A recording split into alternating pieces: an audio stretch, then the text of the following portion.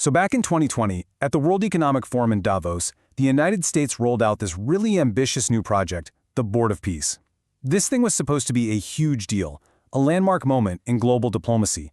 But, well, what was meant to be a giant leap forward ended up as a pretty major stumble on the world stage. And you know, that grand launch leads to a pretty awkward question.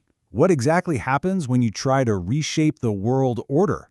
But the world's most important players just decide to stay home. Well, the answer is kind of right there in the numbers. See, the U.S. invited 60 nations to come join its Board of Peace. Only 20 actually showed up. And as we're about to see, the story of who wasn't in that room is way more telling than who was. So why the cold shoulder? I mean, why did so many countries say no thanks? To really get it, you have to look at the series of diplomatic stumbles that happened right before this big event. When you look at the timeline, a pretty clear pattern starts to emerge. First, there was that proposal to buy Greenland, which a totally united Europe just flat out rejected. Then, the administration had to publicly walk back a threat to hit 8 nations with big tariffs. Each one of these was a setback, sure, but all of them together? It started to paint this picture of declining American influence right as everyone was packing their bags for Davos. And that perception right there was everything. Other global powers didn't just see these as random incidents. They saw a moment of weakness, an opportunity to maybe push back a little. And this Board of Peace summit, it became the perfect stage for them to do just that, with a kind of coordinated, silent protest. So just how big was this snub? Well, the numbers really tell the story. This wasn't just a low turnout. It was a calculated global boycott. And this chart just lays it all out, the gap between what was expected and what actually happened.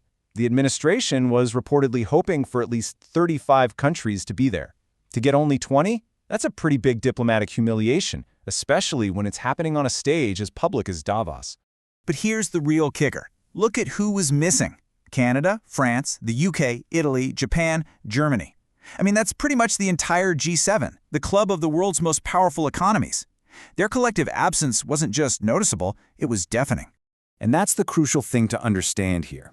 This wasn't just a scheduling conflict or a low turnout. It was a targeted boycott by the exact countries you absolutely need on your side for any big global project. The world's most powerful nations just stayed home. And here's where it gets really interesting. Sources say the president knew what was happening. He was fully aware that the world had basically boycotted him.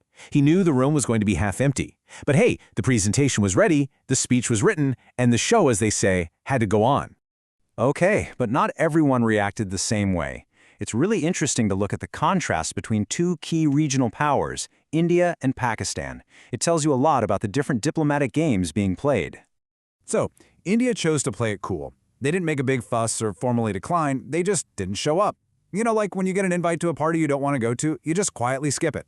Pakistan, on the other hand, actually went. But that move totally backfired on them, and they faced a ton of criticism and even ridicule back home for taking part in what was widely seen as a flop.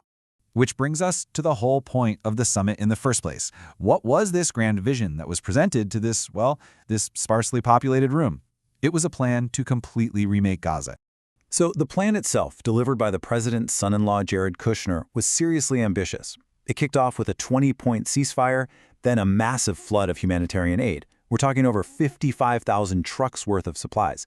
And the final piece was this long-term vision of rebuilding and demilitarization, all aimed at creating lasting peace. But this wasn't just about putting up a few new buildings. Oh no, the vision they unveiled was for a new Gaza, and they pitched it as this futuristic dream city right on the Mediterranean Sea. The mock-ups showed these gleaming towers, perfect beaches, a total, almost utopian transformation. And in the end, that's the real irony of the whole thing. You have this massive, multi-billion-dollar vision for a dream city, presented to a room that was basically a symbol of a deep diplomatic failure. It just leaves you with one big question. What good is a grand plan for peace if the people you need to make it happen refuse to even show up to listen?